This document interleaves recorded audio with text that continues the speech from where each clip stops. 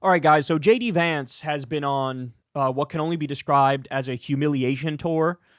Every single interview he's done within the past week or two, he's been shitting the Splunky.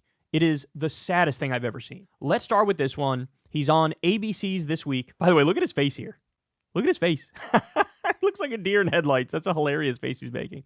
So Martha Raddatz, the host, is going to grill him in a very direct way and be like, I want a yes or no answer. Did Donald Trump lose the 2020 election?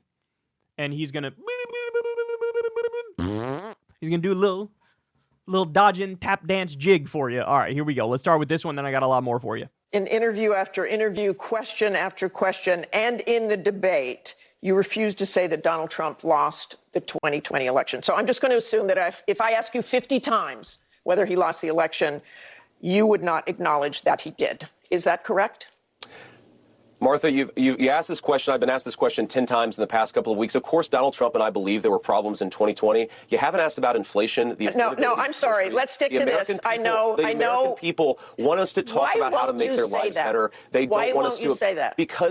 Because, Martha, I believe that in 2020, when big tech firms were censoring American citizens, that created very serious problems. And by the way, Martha, you're a journalist. You represent the American media. Look at the polling on this. A lot of Americans feel like they were silenced in the run-up to the 2020 election. That is such a bigger issue. That fundamental problem than me and Donald Trump talking about it. And unfortunately, Martha, I don't understand why you won't just say that you believe it. Won't just say what? That I think the 2020 election had some problems? I've said that repeatedly. Did Donald Trump lose? That's the question, and you know that's the question. Ooh. Martha, I've said repeatedly, I think the 2020 election had problems. You want to say rigged? You want to say he won? Use whatever vocabulary term you want. I want to focus on the fact that we had big technology firms censoring our fellow citizens. By the way, guys, understand, this is why he was picked. Because Trump knows he is a mega cucked little weasel bitch boy. That's why he was picked. Because, everybody's like, oh my God, look, in the past he called Trump America's Hitler. That's crazy. Why would Trump pick him?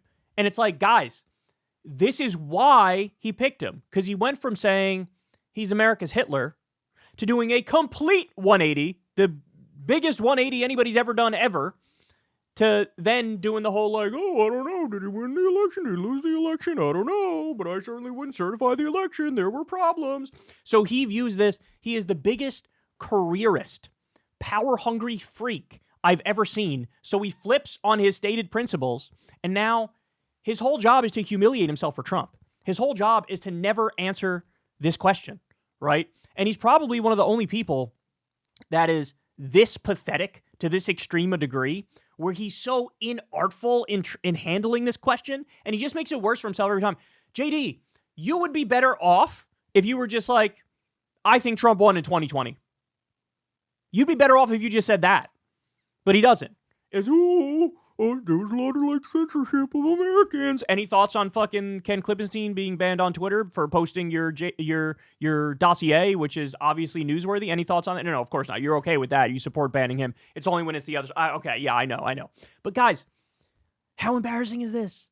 Martha Raddatz did a great job there, by the way. Phenomenal job there, holding his feet to the fire and just watching him squirming nonstop. But we're just getting started. I got more for you. Here we go. In the debate, you were asked to clarify if you believe Trump lost the 2020 election.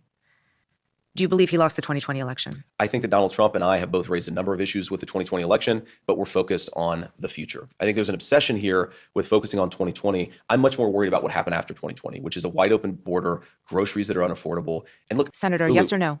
Okay. Did Donald Trump lose the 2020 election? Let me ask you a question. Is it okay that big technology companies censored the Hunter Biden laptop story, which independent analysis have said it cost Donald Trump millions of votes? Is it okay that they censored Ken Klippenstein? Is that okay? Oh, that's right. I have nothing to say about that. Nothing at all, right? Nothing? Not even a little bit? By the way, Ken is consistent. He says, I wouldn't have censored the Hunter Biden stuff, and I wouldn't obviously censor myself, right? He's like, oh, it was Hunter Biden censorship. Oh, that was so wrong. I can't believe they did that. But then he would say nothing about the Ken thing, of course, because he's a fucking hack. And she's like, did Trump win the election? And he's like, well, let me ask you a question. Bitch, you answer the question. God damn it. Okay, but she's grilling him. Senator Vance, I'm going to ask you again. Did Donald Trump lose the 2020 election? Did big technology companies censor a story that independent studies have suggested would have cost Trump millions of votes? Senator I think that's Vance, the question. Millions of votes.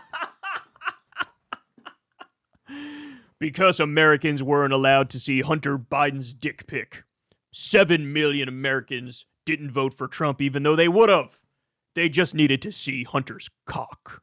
Like, listen to yourself. Oh, my God. Ask you again, did Donald Trump lose the 2020 And I've answered election? your question with another question. You answer my question and I'll answer yours. I have asked this question repeatedly. It is something that is very important for the American people to know. There is no proof, legal or otherwise, that Donald Trump did not lose the 2020 election. You're repeating a slogan rather than engaging with what I'm saying, which is that when our own technology firms engage in industrial scale censorship, by the way, backed up by the federal government, in a way that independent studies suggest affect the votes, I'm worried about Americans who feel like there were problems in 2020. I'm not worried about this slogan that people throw. Well, every court case went this way. I'm talking about something very discrete. A problem of censorship in this country that I do think affected things in 2020, and more importantly, that led to Kamala Harris's governance, which has screwed this country up in a big way. Notice something, guys. Notice something. He could answer, no, Trump lost the election. He lost it. But I think the reason he lost it is because the Hunter Biden laptop was censored. It wouldn't be correct, right? But he could make that argument. Notice he's not answering the question. He's not answering whether or not Trump won or lost. He's just going right to, it's on my Hunter Biden laptop, bro. So what does that tell you? Again, it tells you he knows why he was picked. He was picked to lie on behalf of Trump. And by the way, this is electoral poison.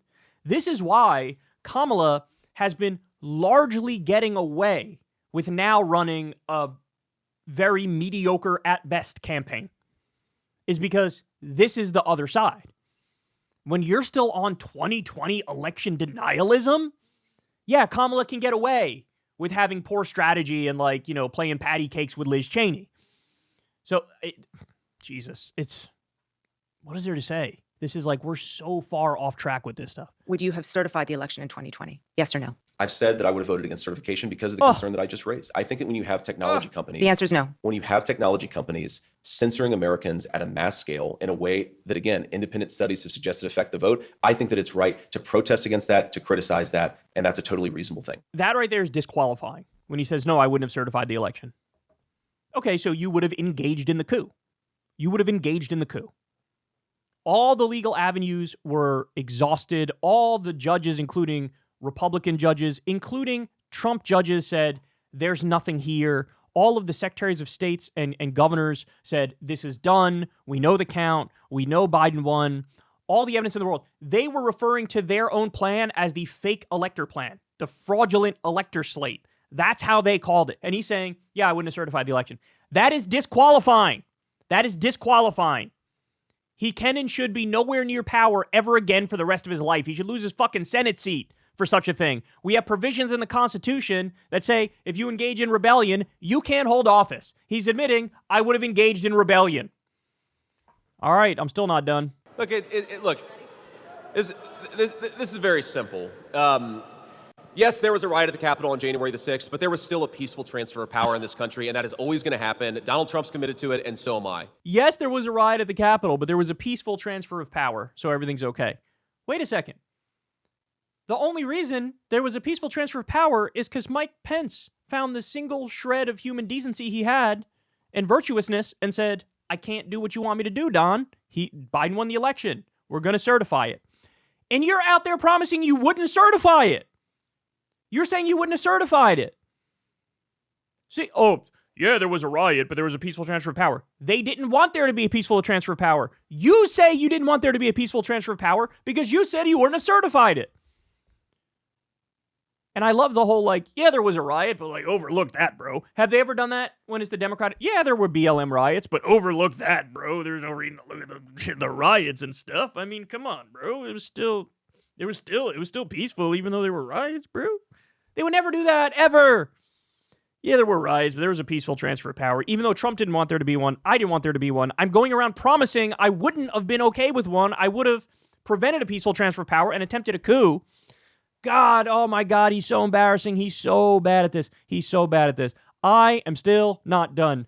Let's switch gears a little bit. Again, what people hear about J.D. Vance, oh, he's different from all the other Republicans. He's a populist Republican, and he would be good for the working class, because sometimes he says the words working class. Interesting. Didn't we just have a vote on extending the child tax credit? And what happened? Oh, that's right. J.D. Vance didn't even show up for the vote on extending the child tax credit when he goes around saying he wants to extend the child tax credit. Weird. Weird how that works. Remember when he gave an answer to a question the other week about the minimum wage and completely dodged it and didn't say whether or not him and Trump would raise the minimum wage? He did that because they're not going to raise the minimum wage. But the most important thing is, well, but he's pro-union. Okay, he got a 0% on his AFL-CIO scorecard. How is that pro-union? But I got one more for you. The PRO Act, right? The PRO Act is, like, if you support unions, you are for the PRO Act. Full stop. It's that simple, right? Here he is commenting on the PRO Act. The problem with the PRO Act is in some ways it doubles down on a lot of the failed things that we've done instead of looking at American labor policy as something that's going to be better for the 21st century than it was in the 20th century. So you're against raising the minimum wage. You're against the PRO Act. You have a 0% rating from the AFL-CIO. And anybody is supposed to believe that you are a populist? On what planet are you populist? You're for none of the populist policies. Even when you say, I'm for extending the child tax credit, well, you didn't show up for the fucking vote. So what you say and what you do are different, and that's even worse than the honest Republicans who are like, I'm not in favor of any of those things. I'm going to tell you I'm not in favor of any of those things, and then I'm going to vote against those things. He does this bullshit tap dance like, oh, yeah, but totally, bro, working class, bro. And then he fucking shits the bed, votes wrong on everything or doesn't show up, and he says shit like this. Please spare me. Please spare me. These people believe in nothing. He would be, if he got in there, he would be the new face of Paul Ryan, of George W. Bush. All these assholes get in there and do the same shit every time. More tax cuts for the rich, more tax cuts for corporations, more deregulations, middle finger up to the working class day in and day out. So don't get it twisted. So there you have it. This guy can't open his mouth lately without absolutely embarrassing himself. I mean, this is some of the worst campaigning, some of the worst interviews I've ever seen in my life. And that's saying a lot. Hey, y'all, do me a favor and like and subscribe. It helps out big time in the algorithm. Click the bell as well for notifications when videos drop. And watch that video on screen right now. You know you want to.